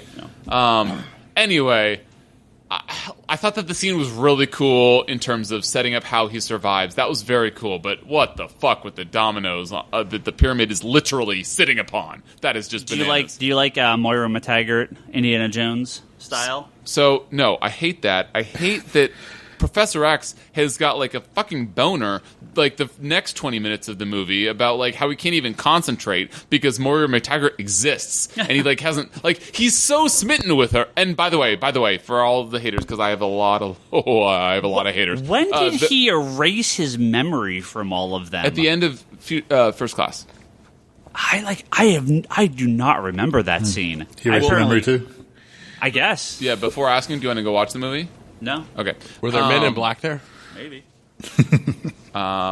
They were only. Oh, dude! So I just remembered what I wanted to intro myself as for the podcast. When I said Bryce Larsen with a question mark, I remembered how I wanted to actually intro myself, and it was that Cristiano Ronaldo is a douchebag. I don't know what that words are. I was gonna say ice cool job Iceland, because Iceland just tied Portugal and Cristiano Ronaldo came out like being a total douchebag, even though he's like a self-proclaimed douchebag and very happy to be so.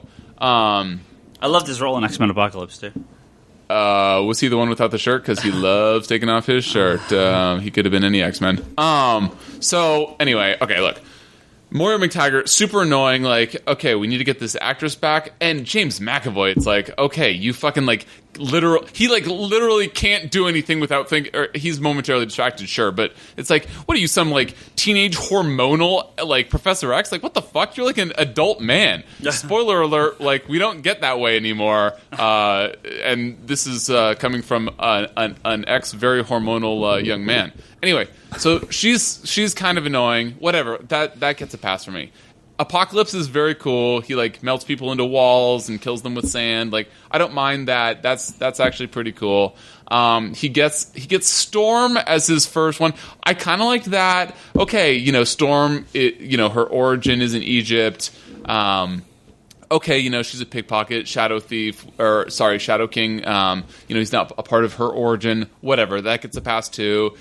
I thought that was well enough done. Yeah. But Apocalypse is like literally all powerful. But it's like, okay, so let me get my 4 horsemen together, and then he spends like the next I feel like 7 hours of the movie assembling his fucking horsemen. And by the way, Angel is a fucking loser. Angel is never a badass. Angel is in a cage match. And by the way, he never has a claw on his wings. Since when has Angel had a claw on his wings? That's the only thing that makes him able to fight. By the way, if Angel didn't have a claw on his wings, he wouldn't have won any of those fights. Loved the Blob cameo. That was really cool. Yeah. But like Angel, like with his fucking claw on his wing, like scratching another, like, yeah, I just beat another mutant. Like, how is Angel, even with a claw on his wings, killing or knocking out Blob? Like, you're not clawing him because he's the Blob. You're not punching him because you're Angel. You're not gonna fucking like fan him with your wings. Like, how did that even happen? And then just to make him like not a pussy, they're like, oh, we'll have him listen to metal and be an alcoholic. Well, that's really cool. Yeah. Okay, so Angel sounds like the superior Angel. God, your jokes are the worst. So his scene with Apocalypse is metal as fuck, though. So, his what? I said his scene with Apocalypse is metal as fuck. Oh, dude. Yeah, that's actually really cool. So anyway, Apocalypse is like, yeah, I'm looking for the 4 strongest mutants on Earth. Let me choose the second one as fucking, or no, I guess it's the third, but let me choose the third one as Angel. Oh, yeah. Had he done like the Archangel stuff, I would have been like, okay, but yeah. But well, that's the thing. Like later. So yeah, when he gives him metal wings and he's shooting like razor blades out, like. Yeah, well, that just actually did make him really badass. Like, okay, so that actually makes sense. But, like... Can we talk about Psylocke for a little bit? So, by the way, Caliban, possibly the best casting in the fucking movie. Caliban was fucking great. But then, like, his muscle is Psylocke? I didn't actually even dislike Psylocke. Like, I think that she was really attractive for what that's worth. I thought that she was, badass. She looks the part. She looks the part, totally. And it's perfect that she looks the part because that's all you get. I am not joking. She has like 3 lines of dialogue in that entire movie. She says nothing. So her fucking like psychic katana, even though it was like a huge sword and she only really mostly uses the knife in the comic, whatever. She was awesome. She was great. I loved her. She did not have a lot of speaking lines, but she looked great. She did nothing. Like fucking Apocalypse is like almost literally all powerful. And he's like, okay, first one, let me get Storm. Okay, sure. Fair play. She's a glass cannon if you've ever played in HeroClix. But let's just he needs a horseman of all shapes and sizes. So whatever, pass on that one. But then he goes and she puts a psychic katana to his neck, and he's like, "Girl, you who I've been looking for." And so he's like, "Okay, second horseman, Psylocke, psychic katana to my neck. Got it. Good. Who's our third? Oh." This like metal loving alcoholic that is already, by the way, fucked. Like Angel is like got burned by the way more powerful, by the way, mutant Nightcrawler in their cage match. Who's more powerful, Nightcrawler or Archangel? Who do I want as my fucking horseman that I'm going to imbue with crazy amounts of powers? Oh yeah, Angel is way more logical choice than Nightcrawler. Said we nobody. Actually made a joke when we were seeing the movie that it was like, oh, he went with Psylocke because he was too late to get Nightcrawler. Like he showed up just after Nightcrawler left. It's like, oh well, yeah, shit. That's a great. Guess I'll settle for Psylocke. Thank you. That's a great call because Nightcrawler, it's like way more powerful than Psylocke and Angel combined, even in HeroClix. Anyway, so and that's without the power creep. So anyway, so now he's got his collection of badass horsemen. The most powerful mutant in the world has Angel and Psylocke on his team, which is like, what the fuck? And then he's like, okay, clearly the bookies in Vegas are not favoring me, so I'm going to go get an actual badass mutant, and then stops Magneto from having the most awesome badass. Okay, so the locket in the forest through the necks, that was really cool, but it was sort of done as an afterthought. Like I think that the music had been turned down because he was so angry, and that was very emotional, and it was a good scene, and I really felt for him. Michael Fassbender has done no wrong ever. Mm-hmm.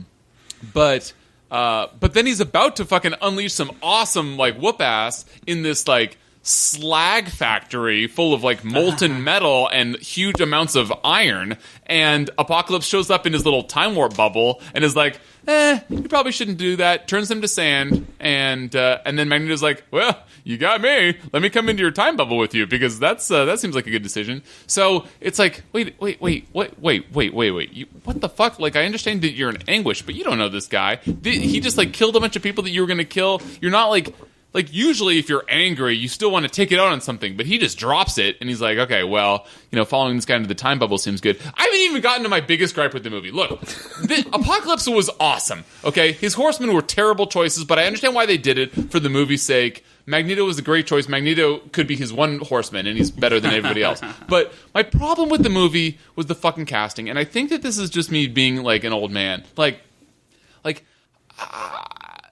Cyclops is 17 years old. Jean Grey is 17 years old. Storm is 17 years old. James McAvoy, I'm pretty sure, is 16 years old.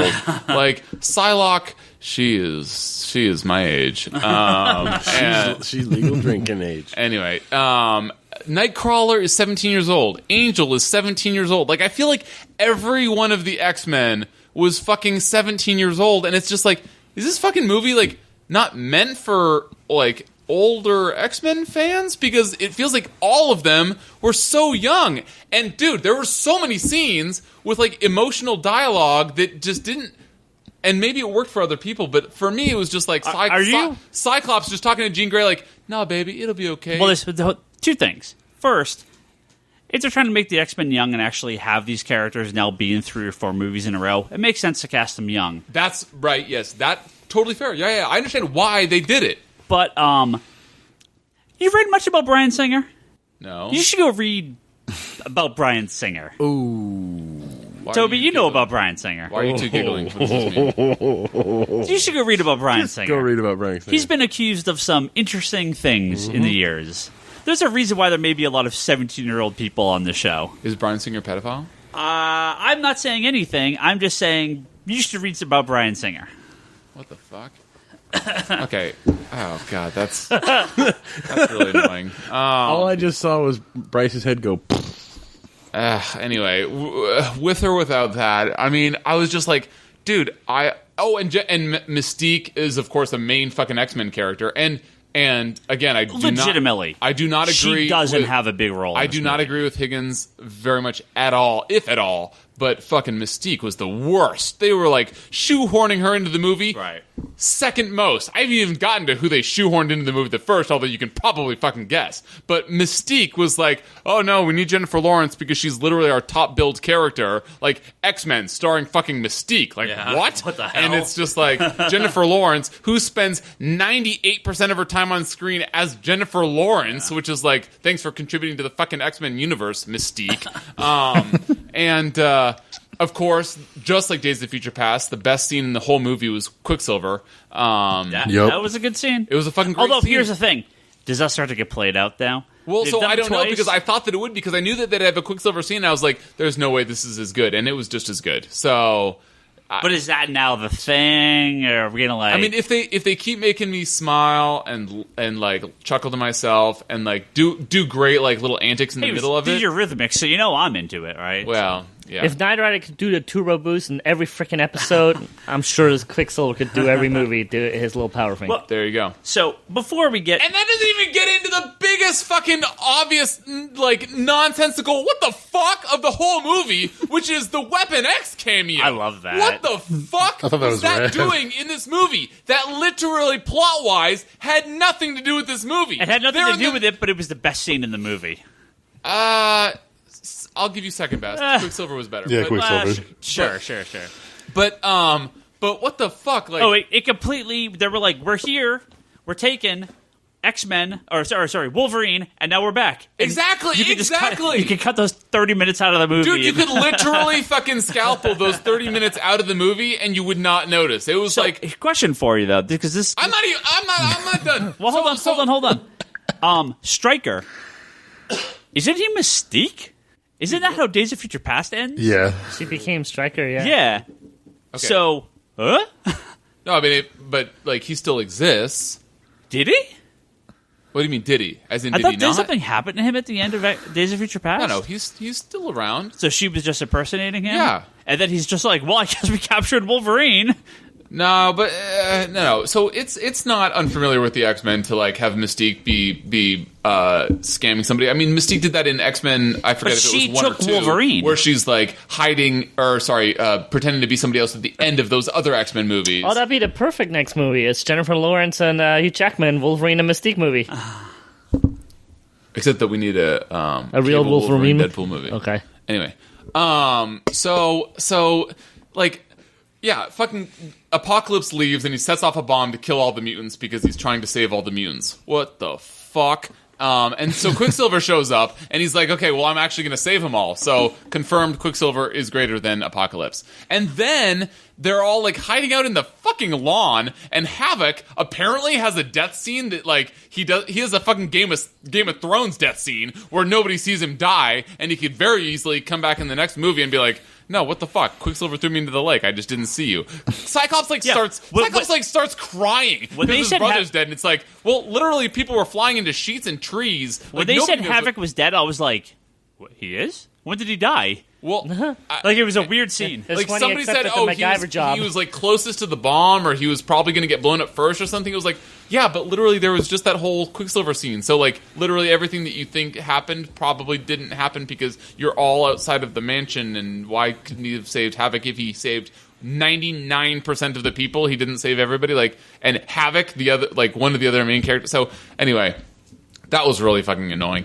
And by the way, no, I'm not even into that. So Havoc dies. So that's really annoying. And then it's like random helicopters show up right after Apocalypse, warps in, and then warps out. Stryker's showing up in fucking like Black Hawk Down helicopters. It's like, what the fuck? Good fucking timing.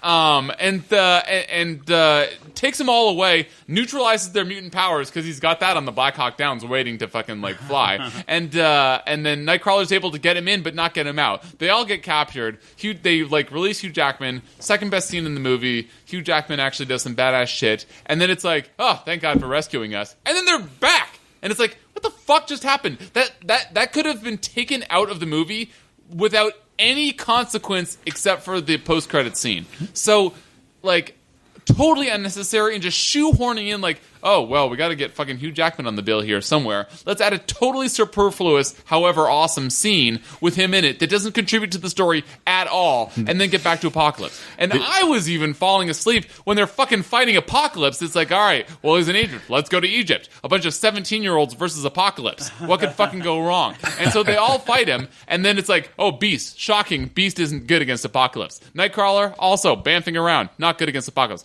Fucking nobody is good against Apocalypse. James McAvoy. Finally, Professor X. Okay, attack him on the psychic plane. Awesome. What I've been waiting for. Okay, can't do it. You lose. Well, okay, that was fair play. Oh, spoiler fucking alert. Phoenix is saving the day. She turned, like, Sansa Stark, who was not able, for me at least, to act her way beyond Sansa Stark, for me.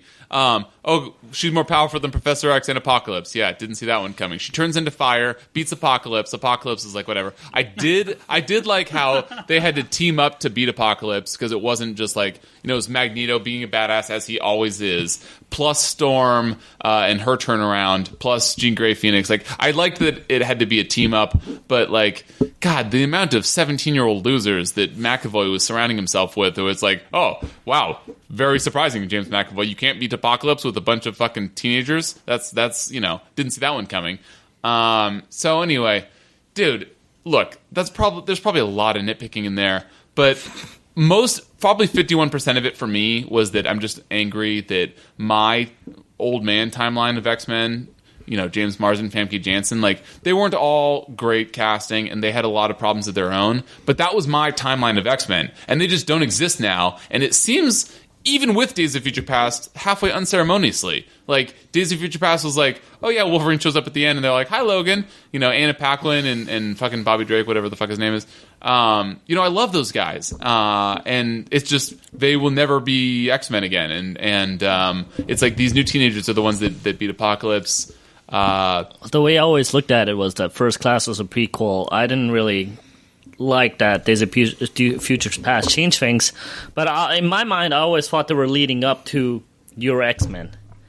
That's the way I always looked at it until Days of Future Past came up. But I always thought eventually these guys are cast younger, but eventually they grow into the James Marsden, Scott Summers, that they become these characters eventually. Yeah. That's the way I looked at it. Yeah, would have loved that. So I do want to get on to some Marvel Comics. I know that we're running short on time if we have any time left, because Marvel Comics are better than X-Men Apocalypse, but I just wanted to rant a little bit. We don't really have too much time So, left. so I have to talk about Jason Aaron. Can I talk about Jason Aaron for like 1 minute? Okay, so Jason Aaron.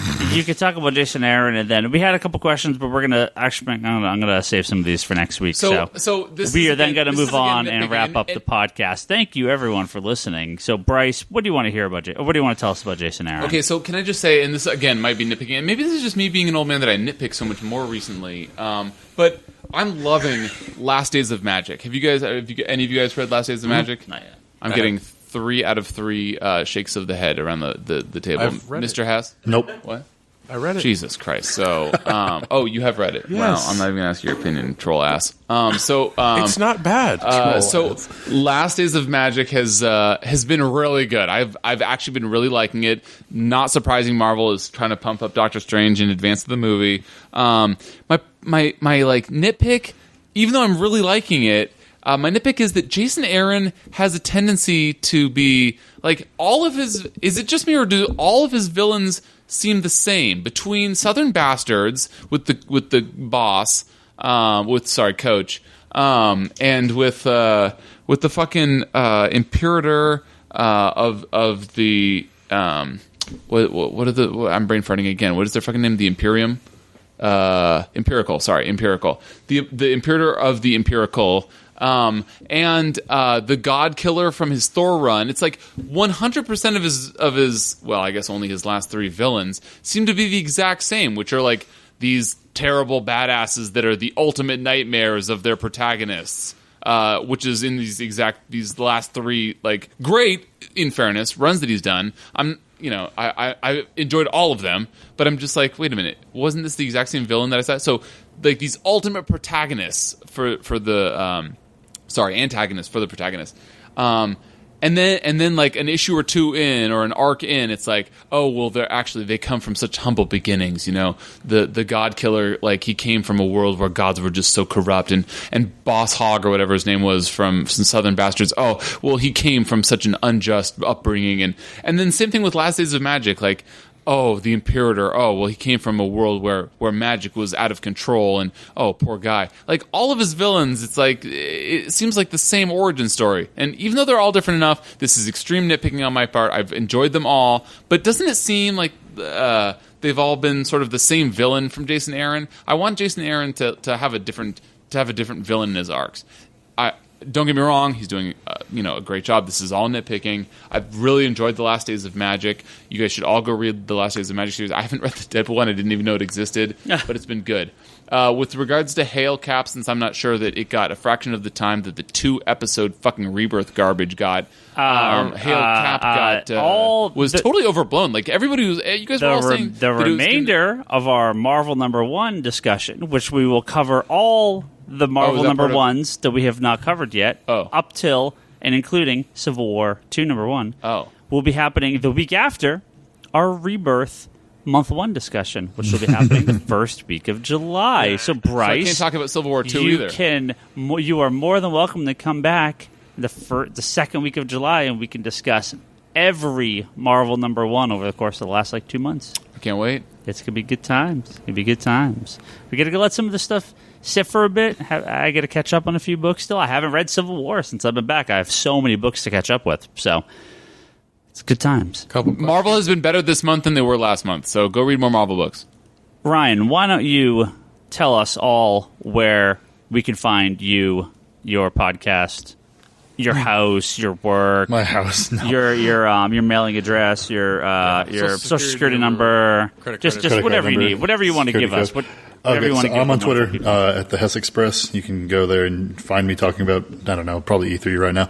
I have my podcast, Preach, is a comedy podcast I mentioned. It's on, I don't know, anywhere you have podcasts, SoundCloud, iTunes, Google Play Music. We're on YouTube also. You probably Do you already started that one? Yeah. That one's 2 episodes in. I have SoundCloud.com. I have SoundCloud.com/Preach Podcast. That's the link. There you go. So, yeah. And just search Preach on iTunes or whatever, you'll find it. It's the first thing that pops up. But fantastic. Yeah, that's it. Excellent. Thanks. Thank you very much for being on. We're going to have you on. I think you're planning to be out this way. Are you coming out for the Sony event? No, I don't know. When is that? I don't know. I thought that's why you were coming back. No. Suicide Squad is what I was going to come out and Suicide say. Squad. No, I'm sorry. see, the reason That's Ryan's coming right. out for Suicide Squad is he doesn't want to be in a theater in the state he lives in because it's going to be so damn hot. He wants Yeah. to be in a place where the air conditioning actually works. 119 this weekend. It'll be great. Oh, you gotta be joining Ryan at the very furthest back row. I'm a back row guy. Oh, me too. For For sure. nice. Oh. There you go. Best buds for But life. are we getting Ryan likes it in the something back. for that? We might have some news. Oh God, I'm hoping next week about a couple things. So, Stay tuned. Stay tuned. Got some stuff working out. Sorry, I had to tease it. Of course, we have to thank some of our really, really good friends from Patreon here before we wrap up. Plant anywhere. Let's thank our good friend Albert Soy, Plant Spoiler Everywhere. alert. That's his app on iTunes. Check that out. A lot of big stuff with that guy. I talk to that guy all the time. Make sure support his future endeavors, which God, hopefully we'll talk about sometime soon. Our good friend Ryan Hess, he's got the Preach podcast. You might have who's heard of it. Three fools in the desert preach to you about whatever is on yeah. their minds. That's is it officially a desert where you are? Is that It's Close desert, enough? dude. Yeah. all right? I mean, have you ever seen like the state Water. No pants. It's landlocked, isn't it? SoundCloud.com. Yeah. Who is this Tyler Preach Wiltis? podcast. Willits is saying that how does Bryce feel that BVS was more entertaining than X-Men Apocalypse? Look, I just shot on the movie for a little bit, but X-Men Apocalypse was way better than BVS. Now you're out of your Don't get mind. it twisted. Tyre Do not Willits, confuse it. the lovely gentleman that gave you an X-Men #1 song by Jim Lee, personalized by Chris Claremont, and Uncanny X-Men 510 side by Oh. Greg Land. Damn. We're going to read his question No, next I week knew when that you're was not his here. name. You didn't? Did you just pull out the paper to read it? I have it right here. Oh, Jody Lawson. He's got the Canon, the Triad Comics anthology at triadcomicstudio.com. Go and pick up some look at this comics. handsome man. Is this in his wedding? John Nesmith, drinkingwithbatman.libsyn.com. Go drink with Batman. Peter Blanco, Nerded Up. That's on YouTube, youtube.com/nerdeduptv. I think I always do that. You should just register nerdedup.com, and then I won't make that mistake again, because it'll be the thing I said. Redirect it, right? Hey, can you explain to me? I didn't get the. I just don't remember the issue. Number 8, Casey's tweet about Scarlet Witch and Issue of Ultimates. Aren't they like lovers, too? Yeah. He says, "Never forget number 8." I don't get it. I think it's the Ultimates issue, where Scarlet Witch and Quicksilver are good friends. Julian Titus, who should be joining did us forget. next week in Nerds Without Pants podcast. No Make sure you pants. listen to that, pixelbit.com. Joshua Redding, he's got a podcast, Tangent Break. That's on iTunes. A couple of novels on Amazon, Twilight of Ages and Dawn of Darkness. Pick those up. Let us know if you pick those up, too. We can let them know we got some confirmed sales from the podcast. I always like to know that. A few of the guys backing us at that high level, we got to give them some thanks. Manoa Place, Sam Shea, Talon Bray, and Peter Parker. Apparently his real name, too. That's great. At least that's Powers? Nice. that's what it was implied to me. Does he So, cosplay? when I asked him, I don't know. I Does have he no have a lot idea. of responsibility? He might. A lot of power and responsibility. So, and a hot aunt, I hear too. So, A hot Yeah, that's yeah, key yeah. right there. And he doesn't know what he's missing. Don't let Tony Stark near her. Is his aunt as hot as Tyler Willits, though? possibly. All right. Likely. ComicConspiracyPodcast.com, Geekbox.net, iTunes. That's where you can find all of these lovely podcasts you've listened to. Rate and review us, please. And you should rate and review Preach on iTunes. Yeah. Get Ryan Hess and his Thanks. buddies. Yeah. Get them some hits. The Comic Conspiracy at Geekbox.net or the contact form at Geekbox.net. That's where you can send us some questions. We sometimes read them. Patreon.com/ComicConspiracy. Again, that's where you can throw some money at us. We appreciate everyone, every dollar amount. Digital.comicsconspiracy.biz. That's another way you could throw money at the store if you want to buy some digital comic books. That's what I do. I understand you just purchased the complete run of Preacher on our digital storefront. Mm-hmm. How's that going so far? It's excellent so far, yeah. About halfway through it. So you don't have Nice. to reimburse him for that first trade. It's a good book. Very good luck. Yeah. I can't reimburse digital sales. Sorry. It's not mine. Also, I do Comixology Unlimited. I just tried that out, too. That's pretty neat. So I think you cool. can do that through you. So Yeah. If you stay, we actually get paid for that if you stay subscribed for 3 months. Okay, So neat. if people say try it out for at least 3 months, we actually get the cut we are supposed to get. So I think it's free for 30 days, and then I don't know if it's the third paid month or the third month, but either way. Wait, it's what fine. is this? Marvel Unlimited? It's Comixology Unlimited. It's mostly independent. It's actually entirely independent books at this point. But they might roll Marvel and DC in at some point. Whatever. Because Marvel has their own thing, and DC doesn't. So, There, Brock. Oh, yeah, go ahead. no, sorry. I was just going to say, is there still random picks? Is that a thing every week, or is it? Oh, Random pick. Bryce. Any of the last Doctor Strange books. Okay. Last Days of Magic has been fucking great. Yeah. Let's do some random picks before we In honor close out of here. Tyler hooking us up, I'm going to go with Chuck Dixon, Birds of Prey. Oh. First trade. How many trades are they in? 2, 3, Only one. Is just one so far? Well, that's all you ordered for me, so if there's more, you didn't order it for me. I'm going to go with X-Men #1. That it is in the lovely what is it, Mutant Genesis collection? Is that where they collect the Claremont Lee stuff? Isn't that what it's called? I think so. It's all bound. Genesis? I don't know. It's called X-Men Volume, I think, 47. Where is it? Is it in your living room? In your garage? What, In the your bedroom? bindings? Yeah. Yeah, it's in my garage. It's on a shelf. God, do I have a pick right now? I don't know what the hell my random pick is. I guess that's the whole point of a random pick. And I picked DC Rebirth. That was a pretty good book. Yeah, you fucking ass That's too easy. clown. You can pick a book that comes out tomorrow. No, I can't. I haven't read it. You haven't Ryan's do random pick is Vision, because Vision is that. That's not awesome. random. I talk about that every week. Okay, then it's fucking Batman with Tom King. Tom King deserves more talking points. Or us talking points about him. Sure, I'll pick Vision for my pick of the week. If you've not read Vision, Wow. it deserves more than the 19,000 people that are Dude, reading that it. is crazy. Yeah, that's real bad. They even have like quotes on the top of every issue by like a famous person saying how great it is. Yeah, Vision will join my money once the 12 issue hardcovers out or whatever. It will join my list of I will guarantee you this book. This is amazing. I'm like 2 issues back because one came out when I was gone, and then one just came out. So I'm still 2 issues back. No, but it's still really good. So. yeah, very excited to read those. But yeah, Vision, Tom King. Ugh, how can you go wrong? My turn. Yeah, your turn. Since it's ending this week, I think I'll go with Poison Ivy: Cycle of Life and Death. A talking toaster. I've heard that's really good. What? Red Dwarf quote? What? Was that from Red Dwarf? Yeah. Wait. Charlie there's would be a so proud of talking you right toaster now. on Red Dwarf. Yeah. Oh, that was a quote from Vision.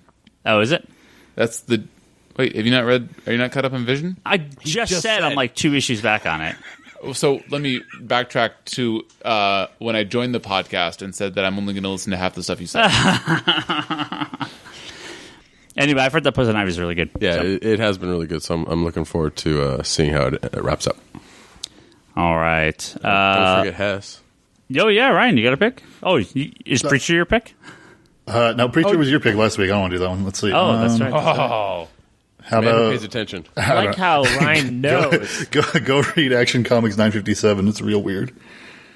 The first issue? Yeah, I the really first like one that. back. It's I thought it was neat. You like Yeah. not Superman, the it's fun. unbelievable Gwenpool #2.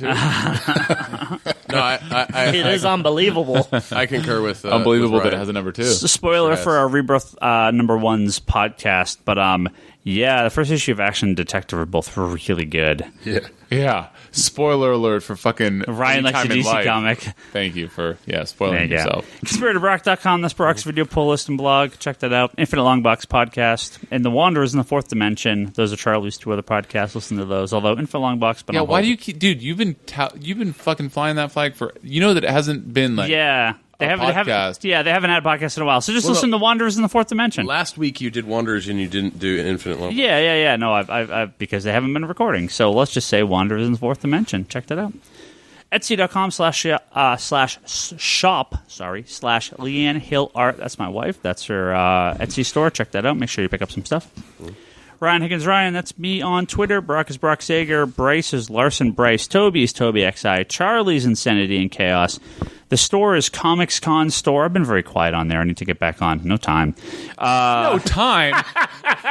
The You Hess fucking find any amount of time to talk about how You're on good the any fucking internet DC the thing is. entire day. Oh. No time. no Dude, time you're for in front of the computer talking about how great anything DC fucking farts Yeah. on is the best thing Randomly ever, and you're like, oh, tweeting- not enough time. randomly tweeting that I need to play Zelda is different than putting in a curated, thoughtful tweet on the store account to promote upcoming material. Plus, listen, we just got a Waluigi amiibo. He has to tweet about that too. So. Waluigi!